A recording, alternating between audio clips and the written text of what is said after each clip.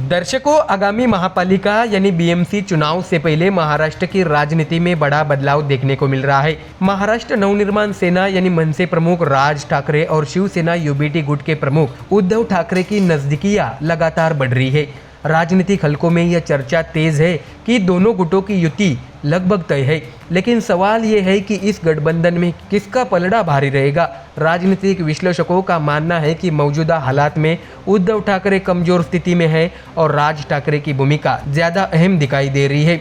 बता दें कि बालासाहेब ठाकरे द्वारा स्थापित शिवसेना ने 3 दशकों तक मुंबई महापालिका पर निर्विवाद वर्चस्व बनाए रखा, लेकिन 2017 के चुनाव में भाजपा ने शिवसेना को कड़ी टक्कर दी और सत्ता साझेदारी की मजबूरी ने उद्धव ठाकरे की ताकत को सीमित कर दिया। 2022 में एकनाथ शिंदे की बगावत ने शिवसेना को 2 हिस्सों में बांट दिया और उद्धव गुट लगातार कमजोर होता चला गया। बीते विधानसभा चुनाव में उद्धव गुट को महज 20 सीटों पर ही जीत मिली है। इस बीच कई वरिष्ठ नेता, मंत्री, विधायक, नगर सेवक और कई कार्यकर्ता पार्टी छोड़ चुके हैं। ऐसे में उद्धव को मराठी वोटों की मजबूती के लिए राज ठाकरे का सहारा लेना पड़ रहा है। दर्शकों, आपको जानकारी दें कि 19 अप्रैल को अभिनेता निर्माता महेश मांजरेकर के पॉडकास्ट में राज ठाकरे ने कहा था कि मराठी अस्मिता और महाराष्ट्र के हित के लिए मैं सब कुछ भुलाने को तैयार हूँ। उसी दिन उद्धव ठाकरे ने भी मतभेद बुलाकर साथ आने का संकेत दे दिया। इसके बाद संजय राउत ने इस मुलाकात को भाइयों के बीच भावनात्मक बातचीत बताया। तो वही जुलाई में त्रिभाषा नीति के खिलाफ दोनों नेताओं ने मिलकर मोर्चा भी खोला। देवेंद्र फडणवीस सरकार ने जीआर वापस लिया और ठाकरे बंधुओं ने विजय रैली निकाली। इसके बाद रिश्तों की गर्माहट और बढ़ गई। जुलाई में राज ठाकरे ने मातोश्री जाकर उद्धव ठाकरे को जन्मदिन की शुभकामनाएं दी। वही अगस्त में उद्धव अपने परिवार के साथ शिवतीर्थ पहुंचकर राज ठाकरे के गणपति दर्शन को गए। वही हाल ही में दोनों गुटों की बैठक भी हुई, जिसमें बीएमसी चुनाव में सीट बंटवारे पर चर्चा चली।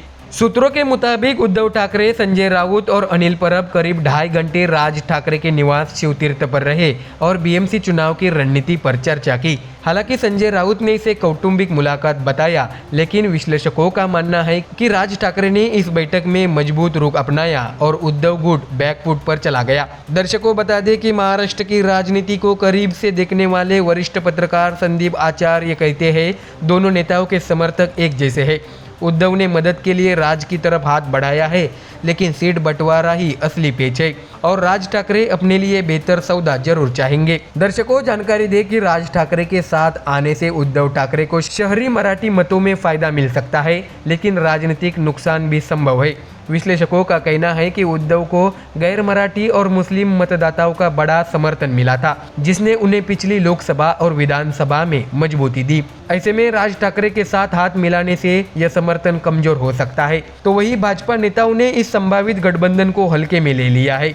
भाजपा नेता आशीष शेलार ने दोनों ठाकरे बंधुओं की नजदीकी को कौटुंबिक पुनर्मिलन कहा। वही प्रवीण दरेकर ने इसे उद्धव ठाकरे की असहायता का प्रतीक बताया। दर्शकों, जानकारी ये भी दे कि मुंबई महापालिका एशिया की सबसे अमीर महानगर पालिका मानी जाती है और इसे सोने का अंडा देने वाली मुर्गी कहा जाता है। ऐसे में उद्धव ठाकरे और राज ठाकरे के नजदीकियां केवल भाईचारा का मामला नहीं, बल्कि राजनीतिक गणित भी है। उद्धव ठाकरे के लिए यह मजबूरी है, जबकि राज ठाकरे मजबूत स्थिति से सौदेबाजी कर रही है। बीएमसी चुनाव में यह गठबंधन कैसे असर डालेगा, यह आने वाला वक्त ही बताएगा, लेकिन इतना तय है कि ठाकरे बंधुओं की यह दोस्ती महाराष्ट्र की राजनीति में नया अध्याय जरूर लिखेगी।